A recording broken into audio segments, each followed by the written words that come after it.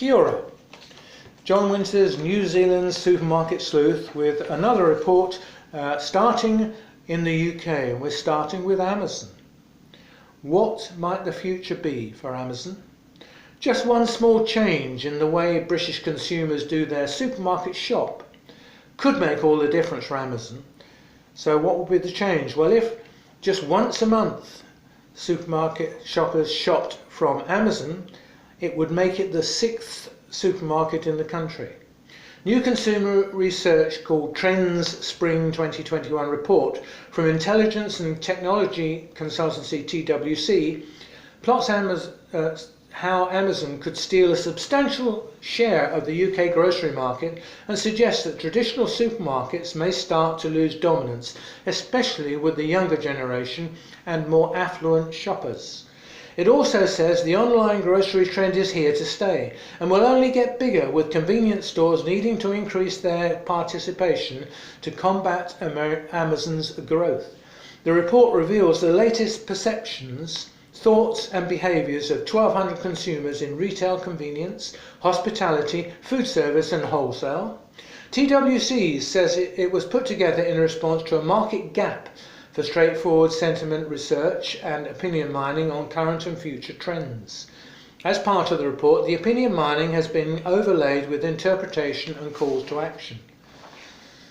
The TWC report segments shifting trends into the 5 themes that operators should focus on and gives clear signs of what the future holds, and explores how retailers, wholesalers and the supply chain can adapt to thrive.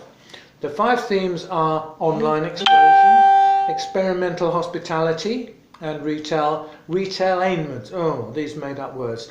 Do feel good, data and personalisation, and save and splurge.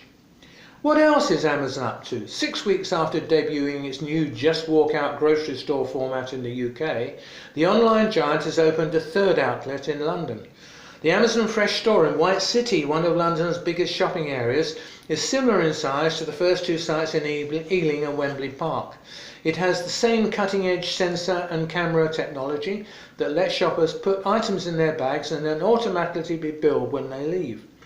The stores stock hundreds of new by Amazon own label brand items such as milk and bread and Our Selection premium lines sourced from UK suppliers. They are also branded items and products from Morrisons and Booths, with whom Amazon has pre-existing ties through its online grocery operation. But that's not all. Amazon has launched a new own brand food line called to support its drive to build share in the grocery market. The range covers things like confectionery, salty snacks, cookies, crackers, frozen foods, condiments, sauces, baking mixes and cupboard staples. A-Plenty products are already available on its main website in the States, but will be phased into its growing Amazon Fresh store estate in the UK this year. The company didn't say if the A-Plenty brand would be rolled out to its overseas operations. Amazon says the range pursues deliciousness, their words, and was devoted to finding consumers' next favourite thing, again, their words. Now, turning for a moment from supermarkets to brands, here's the thing, and we've also been talking about own brands. These are the national brands. New data confirms that food and drink brands saw a resurgence in demand during the pandemic, having suffered tough competition in recent years against own label ranges. Nielsen IQ research for the Grocers Britain's Biggest Brands report shows that own label grew 7% in value terms during the year to 26 December 2020. But now listen to this. Branded goods rose 12%, with 74 of the top 100 growing sales during the period and 47% experiencing double-digit growth. The Trade magazine says this was the first time in 6 years that brands have grown ahead of own label, with the shift put down to consumers looking for products they know and trust during the crisis. So does that mean they don't trust own label anymore? Interesting. Sorry. As a result, the top 100 brands are now worth just over £2 billion more in total, with confectionery, canned, frozen and household brands among those having the strongest gains. Now, which is the UK's #1 brand? Cadbury's.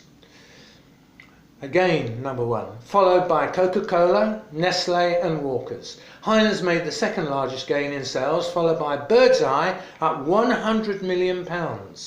In percentage terms, Freshways Milk, Dettol and Starbucks were the fastest growing brands at 70%, 65% and 54% respectively.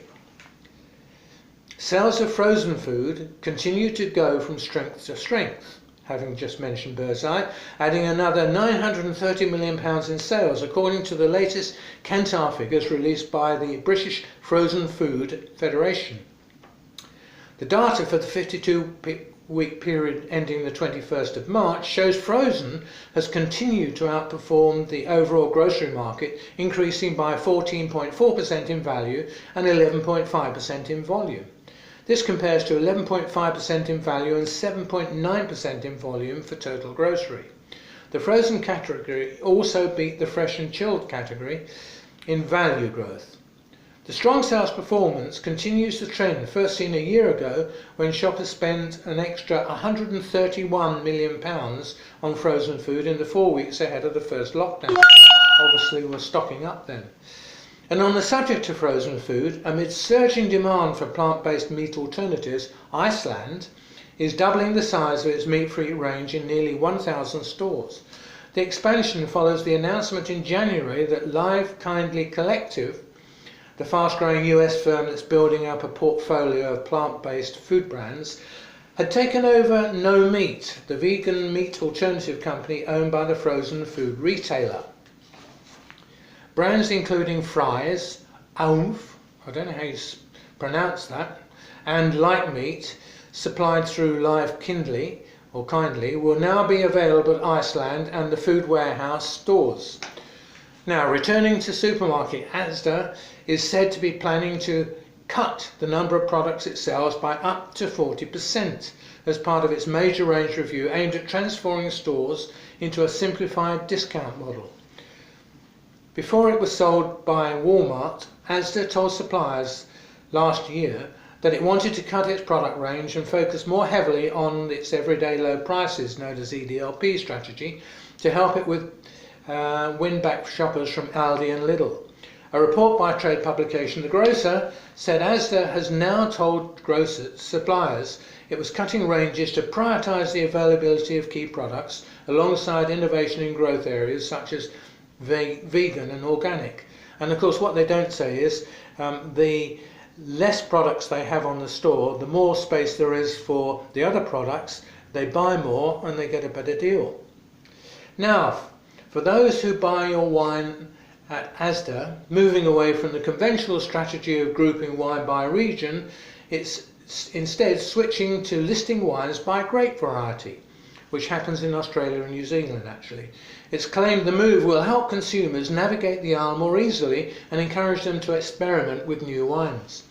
In research done by the supermarket, 74% of wine shoppers said that grape was the most significant factor in their buying decision, and 60% said they'd tried a wine from a different grape for the first time over the last year, with Merlot coming out on top as the most tried varietal, followed by Chardonnay and Pinot Grigio. Pinot Grigio is very good to go with fish, by the way. Asda launched a pilot program in several of its stores to understand how changing the display of wine would benefit consumers. Following the trial, the retailer saw a boost in customer ratings, with a rise of almost 20% for how inspiring and engaging their wine shopping experience had been. The change is now being rolled out to every Asda store across the country, along with the additional 95 new wines to its ranges. Now we move to Aldi, which has been winning again. It's been crowned Wine Supermarket of the Year at the International Wine and Spirits Competition Supermarket of the Year Awards for 2021, beating Waitrose as well as Boots and Lidl, Aldi now has had 3 wins in 3 months for its wine and spirits range. The supermarket scooped Drinks Retailer of the Year at the Retail Industry Awards at the end of January, and multiple Wine Retailer of the Year at the Drinks Retailing Awards 2021. Judges of the IWSC competition praised Aldi for the innovation achieved while keeping budget in mind on such a wide scale is second to none. That's their words. Recent Kantar data shows Aldi is the fastest growing retailer for still wines and ready to drink cans, and the second fastest growing retailer for spirits. Ready to drink cans is where a spirit is mixed with a sparkling drink. Although its sales have been dipping of late, the German discounter still wins awards. Now, I'm going to finish off by talking about New Zealand. I haven't talked about it for a while. Specials. There's been a lot of concern about specials in the country. Are specials real? And what does the usual price mean when you see that? And do they mean anything? And when they go on for weeks and weeks and weeks, surely if they go on for many, many weeks, doesn't a special become the norm? Well, people are beginning to wonder, and we've got a Commerce Commission investigation going on at the moment in the supermarkets, and that will be one of the things that they'll be investigating to see how real they are. And why are there often so many differences between the regions in New Zealand, which is another thing that worries people. And you can go from the North Island to the South Island and find the prices are quite completely different on some of the things you're buying. So another question for the Commerce Commission to investigate. And also Fair Go, which is one of our TV programs in New Zealand, has investigated the difference in prices between Australia and New Zealand, the United States and the UK to see and buying the same products. They had reporters in each country buying the same products on the shelf, i.e. bread, sort of cut bread and so on, and all things like that, and seeing the difference in price. And quite interesting how the UK tended to come out on top generally. United States was a bit more expensive, but in one case, which is dairy, New Zealand came out on top, which you would expect, but people still complain about the price of milk. And why do we have to pay the price for milk that they get for export sales? But that's business, I suppose. That'll be another thing I would guess the Commerce Commission will look at. Well, that's all for this week. Have a good week, and I'll be back again soon. Bye for now.